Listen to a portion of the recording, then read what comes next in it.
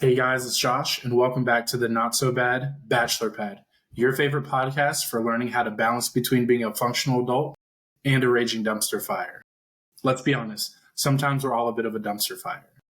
Joining me inside the Bachelor Pad today is Kiara, Loucks. Nice to meet you. Thank you so much for having me on. I'm stoked to get to chat with you. Listen, the honor is all mine. This happened pretty quickly. I'm glad we were able to put it together, and I'm super excited for you to be the person to reignite this segment. Today is another Health is Wealth episode. I know we haven't done one in a while. I was just telling Kiara earlier, the most important relationship we have is with self.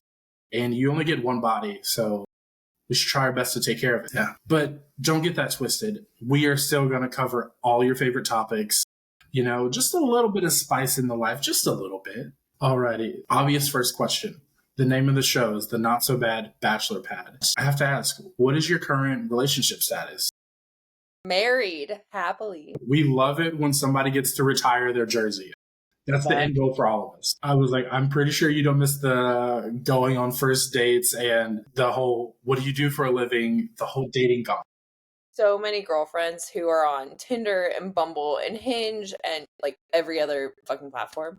And I listen to their horror stories from their dates, and I just think we should make a movie out of them because they're so bad. I'm like, thank God I'm out of that and like with my person, but I feel for the people that are not. Listen, I've been in this game for quite some time, and it really is, for lack of a better word, shit show. But you know what? It keeps things interesting. Positive spin. I love that. I think Forrest Gump said it. Life is like dating's like a box of chocolates. You never know what you're going to get. And I've been surprised on some of these dates, let me tell you. Very true. The never judge a book by its cover comes right on up. Yeah, okay. Well, we love the fact that you found your person, and it gives you a new perspective on some of the topics we might cover today.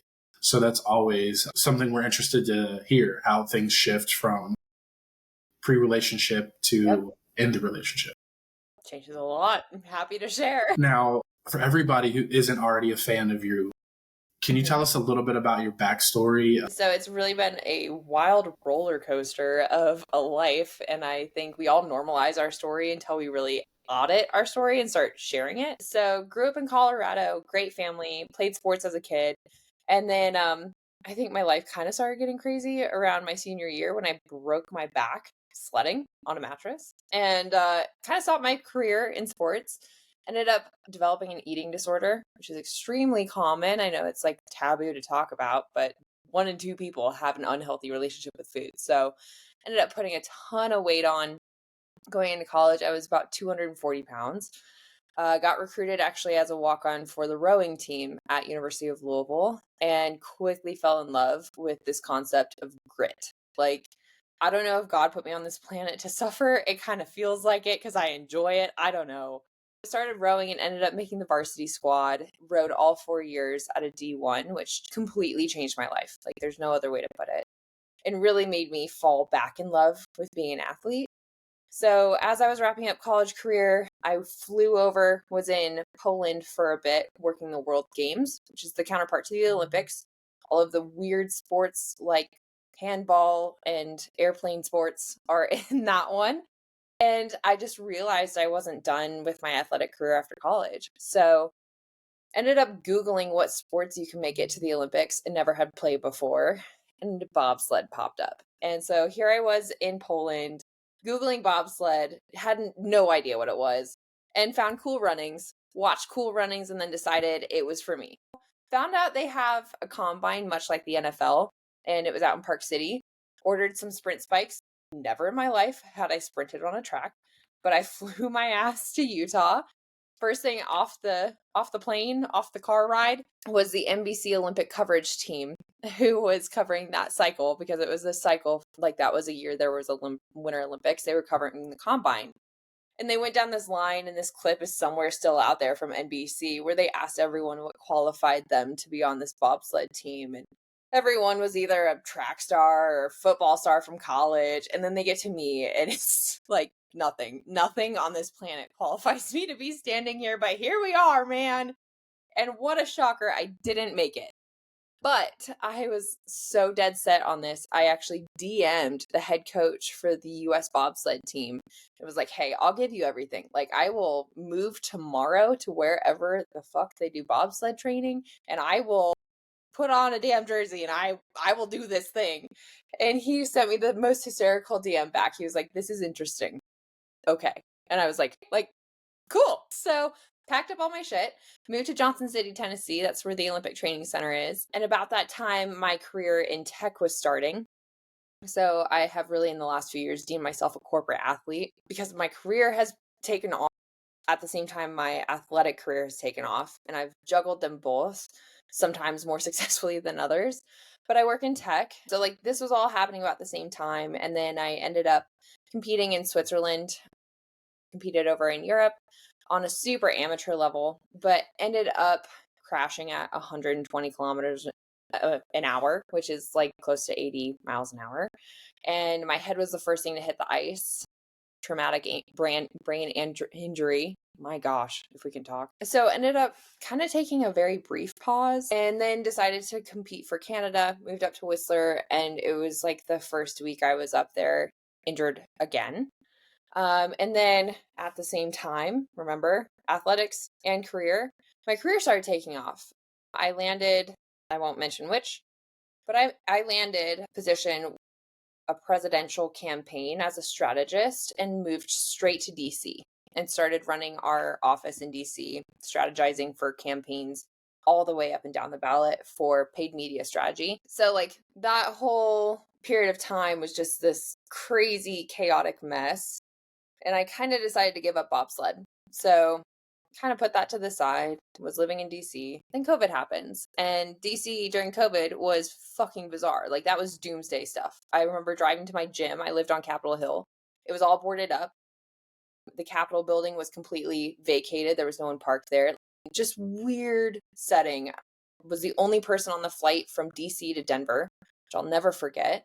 And got back, stayed here for a little bit in Colorado with my family, still working in tech, and decided to move up to Bozeman, Montana. So I had a couple really shitty things happen while I was in DC. First off, the people there, I'm sure they're lovely ones. I met a lot of bad ones. Also was sexually assaulted while I lived in DC. So the sexual assault plus the traumatic brain injury made for a really gnarly combination. So I just needed to like reset. And so I picked a spot on the map, found actually someone up there who specializes in traumatic brain injury and PTSD overlap. So I was like, cool, I'm going to move up there. Ended up running all the sponsorships for Montana State University, which was a blast. But as life happens, the day before I was supposed to move from Colorado to Bozeman, met the love of my life. I was telling all my friends goodbye and just happened to cross paths with my husband, Chris. I never believed in love at first sight. It was 100% love at first sight. And we just became super fast friends. I was really hesitant about getting into the relationship, but he was like, you're moving to Montana? I'll get my plane ticket today. Let's go. Like, I'll fly up and I'll see you. He was here in Colorado. He's also in the military. So we dated about 7, 8 months. And then he got orders to move to Italy. So it's kind of do or die. And I, as I do with most things, was like, fuck it, let's go. And so gave up everything, me and my dog, moved to Italy. We got married just like that. And when we got there, Ukraine kicked off. He had to mobilize for it. I was not doing well there at all. Very difficult to make friends there. So I moved home, and that was 2 years ago. And I just remembered again this need, this want to compete. There's so many amazing things that happen mentally and physically when you decide to commit to competing in something versus just training. And so I found a whole slew of things ranging from Olympic weightlifting, which I placed extremely high here in Colorado. And there's something very different about that sport versus every other sport I've played. So now I am in bodybuilding and getting ready to do my first show. I've officially lost 100 pounds from where I was going into college, which is a shit ton of weight if you pick up like a barbell or a dumbbell that is 100 pounds. It's a lot of weight. I've like shed multiple versions of myself and kept the best. Here we are today. looking to pivot out of tech. So we are launching a business together as a couple, and he gets out 2 days before my show. So he is coming home. We're doing the show. Total pivot in our life right now, which is so exciting. That was a roller coaster. Like we all have our ups and downs, but damn, that's all I can say. There's so many great pits in there that I don't even know where I want to start. Right. Hey, I got to start by saying yes is a super powerful thing because it takes you so many places. Oh my God. Yeah. And it's saying yes when nobody poses that question to you. Like, I think we all have our little soul guide. I'm a believer, so I believe it's God. But these dreams and visions and ambitions that pop into our gut as, oh, that would be super cool. But it's definitely not for me. Like, that is your question. No one else is coming into your world asking, do you want to bobsled? Do you want to work in tech? It is you who has those things, and like saying yes to that changes your life. And it really is like so many people, they get these opportunities and they freeze up or they're like, not right now. They don't think that this is it. But sometimes you really do just have to say, fuck it, I'm done twiddling my thumbs, waiting for an opportunity. I'm going to make a door. Yeah. And that doesn't always have to be the big things either. For people wanting to get started on a health and wellness journey, we feel like we have to lose 10 pounds before we can walk into the gym. We have to learn these things or be this person before we can start on the journey. And I think for people to realize that you don't have to be that person yet to start the journey. The journey is what makes you into that person. So saying yes to just being open to exploring what things do I have to adopt in this interim phase that I'm not that person yet, but like what characteristics do I have to adopt to make this work? And then before you know it, like you are that person who is doing that thing. And it is the most empowering thing we can do for ourselves. We've talked about this a couple times. Sometimes you just have to look for the babiest of baby steps and take it. Yep. Because before you know it, the starting line is so far behind you. Exactly. Like it's not looking at the big picture. Like it's like, what can you do today? So if it's health and wellness related and you are starting from ground zero, it's literally just getting outside and going for a walk for a little bit or drinking more water. And then it doesn't have to be a whole laundry list of things. It's just the first little thing. And it's stacking momentum because when we do those things and we show up for ourselves, we're building self-efficacy, we're building self-confidence, and we're showing ourselves that we're worth showing up for. Which, if you are relying on anyone else for that, you're going to be disappointed. You're going to be let down, and you will not feel like you're worthy of those things. You are the one to build that worth. We start our journey how we end it, alone. Now, you have people who come in who support you, who might help elevate you to the next level, but at the end of the day, you only progress as far as you allow yourself to go. Exactly. Now, that kind of leads me into the next question that I have, and that is, what is one mistake you see people making on their fitness journey? And then how do you personally try to avoid that? Great question. I was actually thinking about that earlier today. We overcomplicate the shit out of our journey. So if it's health and wellness specifically, we are inundated with information on social and wherever else saying what we should eat, what we shouldn't eat, what we should train, what we shouldn't train, how many hours of sleep we should, or how many hours a night we should be sleeping. And we find information to contradict that everywhere. So people who don't know where to start are left with this tangled mess of like, what the fuck?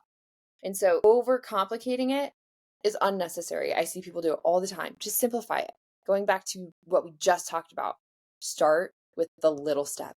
So if it's hiring a coach, if it's getting your own butt in gear to get to the gym, to go outside, to prep your food for the week, whatever it is, like just keep it simple and figure out, why am I doing this? Like a lot of people start with the wrong intention as well. I know it's supposed to be one answer, but like really quick, like I think people start with the wrong intention of, I want to look good for so-and-so. I want to be looked at this way. I want to fit into this crowd.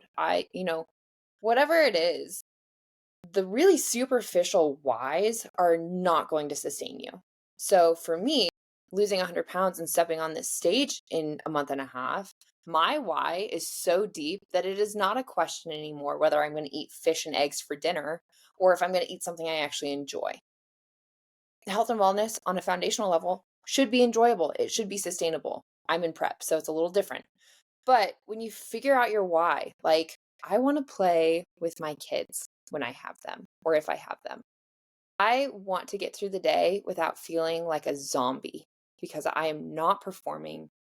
I want, like, just these really critical whys that when you set that as your intention, you always come back to that. It will sustain you through the harder things, which sometimes is just making that little choice. But if you have that why, then you can make that choice without being so hard. That's really where the most gain happens on any part of your developmental journey, is when it becomes intrinsic. When you can internalize your why, it just keeps you motivated. Absolutely. But you're right. A lot of people, they don't know why they do things. They just hear, hey, you need to lose weight. You need to do X, Y, and Z. They don't have a personal connection to their actions. And when you don't really have a true connection to your workout plan, to your program, you don't see the results you want, and then you beat yourself up about it. So I'm going to ask you this, and you might not have an answer, but a lot of people, they misunderstand what it means to take care of themselves, both physically and emotionally. So what does that mean to you to, like, properly, quote unquote, take care of yourself in both aspects? Yeah. And it's fun too, because it will tie back to your significant other or attracting that right significant other. So there's a really cool acronym I've become privy to that I'm stealing, and it's called PIES, PIES. You have your physical well-being, your intellectual well-being, your emotional, and your spiritual, whatever that is. And so for me, like, it's looking at all of these buckets and how they really support one another and making an intentional effort each day, even if it's 10 minutes, to invest in those buckets. For me right now, physical is definitely really dominant on that time investment. However, that doesn't mean my intellectual is sitting in the back seat. Like, I'm basically working a full-time job, contracting, and building my business right now and learning the skill sets I need to launch that business. So my intellectual is cooking. Emotional, this has been a new one for me because I think we get caught up in things going on in life and we lose self-awareness completely about, why do I feel anxious? Why do I feel like I'm buzzing? Why am I not sleeping? For me, I had let my life kind of start running me.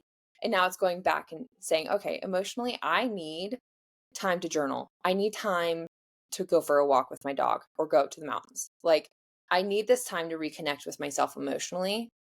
Yeah, I do have a therapist. They're freaking awesome. You should get one.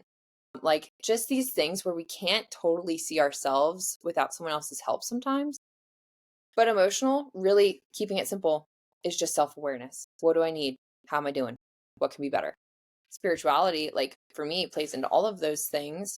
And it's something I've really started navigating back to and have talked to a lot of people in our age group who are doing the same thing. And it may not be Christianity for you. Like, it doesn't matter what it is. Even atheism, like, what do you believe? And, like, if you're taking religion completely out of it, like, why the fuck are we here? Like, what is your answer for that? And that's not saying you're wrong by any means, but it's like really connecting to, like, what do you think the purpose of life is? And, like, how are you moving yourself towards what you think that purpose is?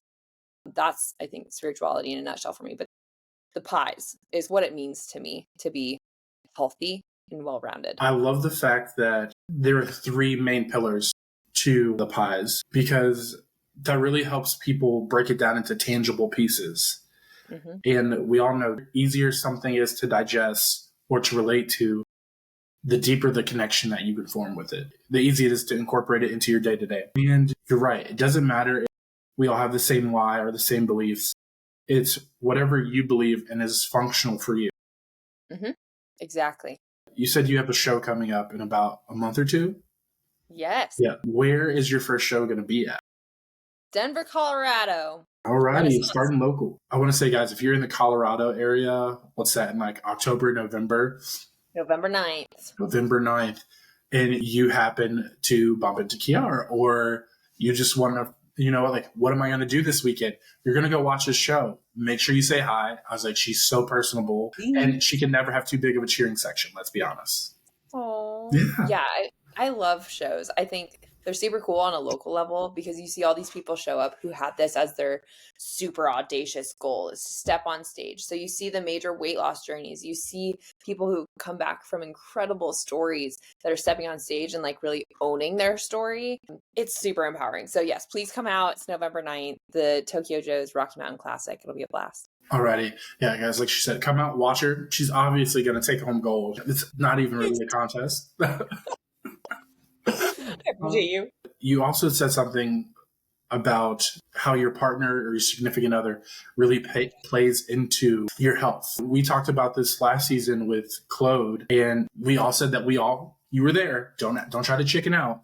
We all committed to being better partners and giving our partner that 45 minutes, that hour, whatever they need to get their workout in or to go for a run, because we really are our best selves when we have a routine and we are able to stick to it, because we all know life happens. It's how you stay consistent and adapt to it that shows who you can become and is a testament to your progress. Yep. And on that note too, I firmly believe like if shit's going wrong in your relationship or you're in the market, you're shopping for someone, when you're super needy, like you're looking for that person to fill a void for you or to like do something for you to make you feel a certain way, you're attracting the wrong person. So when you have your pie or your pies in line, like that is an immediate magnet for the right person. And if shit's going wrong in your marriage or your relationship, it's really easy to get desperate and like start clinging on to that person and being scared that they're going to leave or like whatever the case. Everyone's different. Instead of doing that, turn inward. Focus on your physical, intellectual, and emotional health so that you are bringing that person back. You're not pushing them away. It's a really different concept, but like, yes, my husband plays into my physical journey a bunch. He's my number one cheerleader, first off, which is awesome. He understands on like a day-to-day basis what goes into prepping for a show. Like, even though he hasn't done it, he's like in the passenger seat with me from 5,000 miles away, encouraging me, giving me love and support, and just really understanding versus just cheering. And we've both had seasons where life gets shitty and you put your health to the side. Like for me, I always train, but my nutrition is what will sometimes take it in the nads if life is really hard. So like my weight fluctuates a decent bit. Like I have lost 100 pounds, but it wasn't just a straight linear downhill slope. Like I've gained and lost and gained and lost. And there are times where my fitness or like my physical health has maybe started trending downwards. And I look at him and he's such a freaking babe. He has a 6-pack no matter what he eats. And he trains like an animal. And I'm like, well, if he's doing it, like I got to keep up my side of the road. Like I got to get myself in gear because he's doing it. And I know that it's been the other way around at times too. So like it is cool. And can I throw it out there? There are studies done that if you train with your significant other, you train with another person, like you train with your person, it does develop deeper roots, like emotionally, psychologically, like you got the blood pumping, you're able to spend time together, like talk. It's not a bad idea either. But yes, you should always honor that in your other person if they want the time and space to do their own thing and go for a run or whatever that is by themselves. I don't know if you remember this or if you do TikTok at all, but there was this trend earlier in 2024 where everybody was like, not an acceptable place to take for a first date, or like they were dogging like first date ideas. Do you remember what I'm talking about? Yes, I do. Okay. If you guys remember that, go ahead, leave a like, because I need to know who was really paying attention to pop culture. No, but so we did an episode where we went through a list of like 30 or 40 different like first dates, and we were like, yay or nay on them. And it was kind of the consensus that gym dates were nay. But I think you kind of just changed my mind. Now, it's not a good first date. I will say that. Like as far as first date, being a lady, like had my husband, like yes, we did meet at a gym, but we didn't train together. Like yeah. I'm pretty sure I'm not the only girl out there who's super insecure about like, oh no, did my flub hang over my leggings when I went and picked up that weight? Or like, I smell like ass. I don't want that for my first impression, but like, I guess it's a really good way to get to know someone. If you have like days where you guys just train together and you do that early on, or you have a routine and they know that, hey, this is something that like I don't ever want to disrupt or is a non-negotiable. Mm-hmm. I feel like that creates multiple layers of healthy boundaries within your relationship. Absolutely. And like being completely transparent, that's something I really fucked up from the get. So when we got together, we were drinking a ton, we were staying out late, like all of the fun things that you do when you're hanging with your person. And I'm not saying it's wrong, but something that I've realized now that we're 3+ years in is like, oh, wait, like I was so fast to kind of cross some of those boundaries that I have and didn't introduce them as a standard. So even if we were doing all those things, like I never communicated, I like to go to bed at 8 p.m., wake up at 4 and get all my shit done. And so now, like in the last year plus, somewhere in there, we've had to relearn those things and like navigate those little things or seemingly little things that really make a difference over time. I love that you made that distinction, and it's one that we've been trying to fine tune what we did in season 2, and then we're going to just keep applying that same energy to season 3 and so on and so on, is the difference between a standard and a boundary. We know that there's a lot that leads into a boundary, but when you create a standard, it's something prior to your relationship that then gets incorporated into your boundary. And I think we just, whether it's your physical health, your emotional health, your career, whatever point of your life that you want to focus on, I think that we need to have standards and be cognizant of them and then let them be known once we enter a relationship. If somebody chooses to violate that boundary or say, hey, this is something I just can't get on board with, then you know like, hey, this probably isn't going to work out. Or they know I have to allow them to have this space to, I went X, Y, and Z. Because I say this time and time again, and I'll never stop. You can't be mad at somebody for pushing a boundary if you don't tell them that this is a boundary. Because when you get to know somebody, yeah, you want to be cute. Sure, we all perform a little bit because we really like them and we want them to like us back. But at the core of that, you have to be authentic.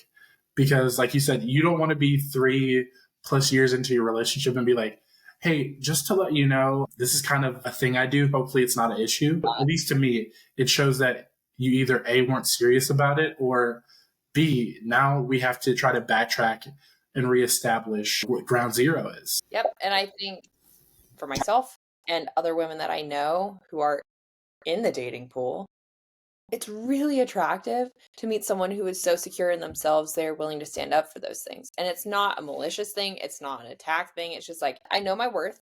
And this is something that's really important to me. Ergo, I'm going to tell you so that you can also help me support that. And so I can include you in that and that you understand that. 100%. You should be the first priority in any relationship you're in. And that's not to say that we need to neglect your partner. I'm going to say this, and feel free to disagree with me. Even though you're in a relationship, you are still the most important person in that relationship. Because if you're not taking care of yourself, if you're not being that 1% better than you were yesterday, then you're not really fulfilling your role to your partner, or, then that relationship really isn't thriving. So we have to put ourselves first. It's like when the plane's crashing, what do they say? They say, put your own oxygen on first. Yep. And it like, throw whatever cliche you want in here, but you can't pour from an empty cup. If you are trying to be there for your person, you're trying to support them, you're trying to push them, like whatever, and you're not taking care of your own garden, you're not watering and nurturing your own garden, what happens when they fall on their face and then you both have nothing? And ideally, like where my husband and I are now, that is ideal to me, is we feel like a team. And so he's working on his stuff, I'm working on my stuff. We work on stuff together. But if shit hits the fan, like one of us has it. And so there is some leaning at time to time. Like it's not always 50-50. Sometimes it's 90-10. But like checking in with each other, or at least having a pulse on where the other person is at. So if he's at 10% today, like, okay, like I need to take the larger chunk today. But then realizing we're both ideally pouring into ourselves so we can get back to a 50-50, or God forbid I have a day where I'm at 5%, he can step in and help out. So pouring into yourself will never hurt you. It will always help you, and it will always help your relationship. I 100% agree. And for all you new listeners out there, or even just for you, like as we're talking, this is something that we fine tune time and time again with each guest. And when we say that he's at 10 or I'm at 10%, you have to be at 90, or, you try to meet me. What that means, it's kind of like the weather.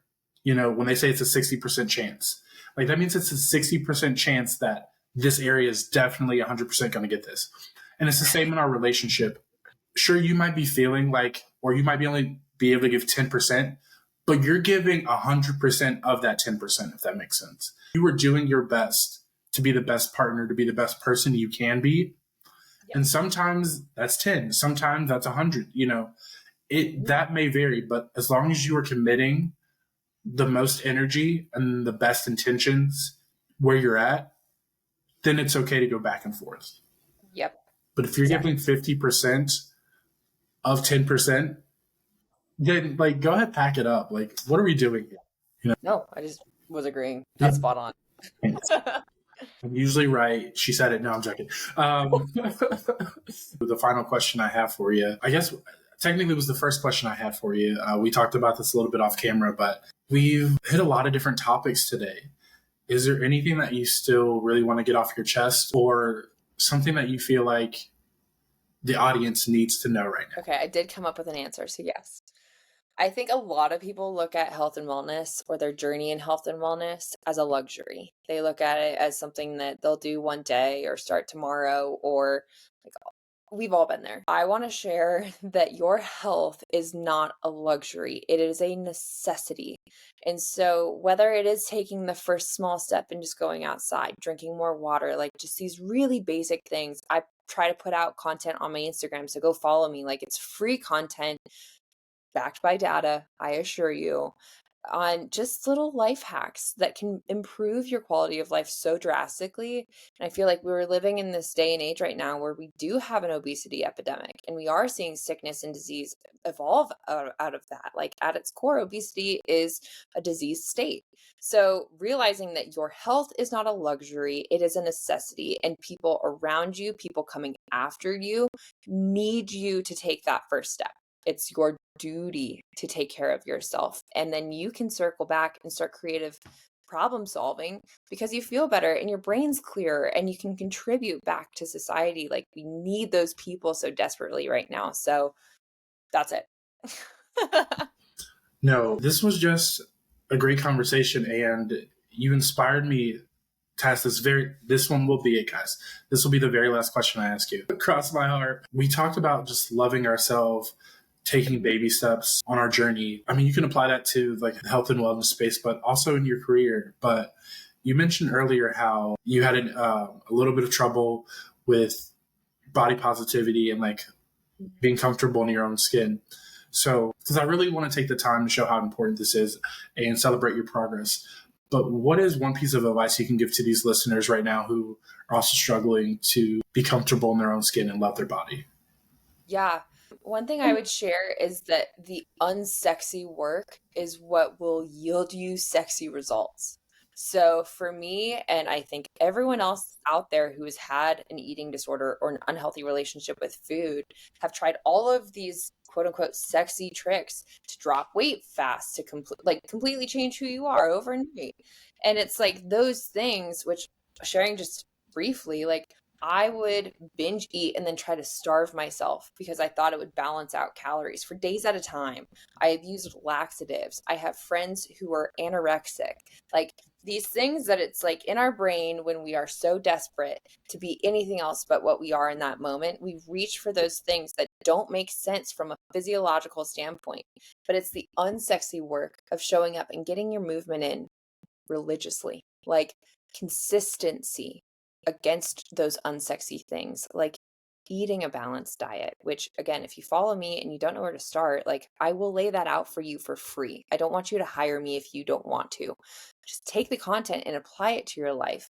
But it's consistency across eating well, drinking your water, going outside, going to bed at a reasonable hour and waking up, and movement, integrating those things into your life so it's not an option anymore. It's just part of your day to day. It's part of who you are. It's expected. It is a standard.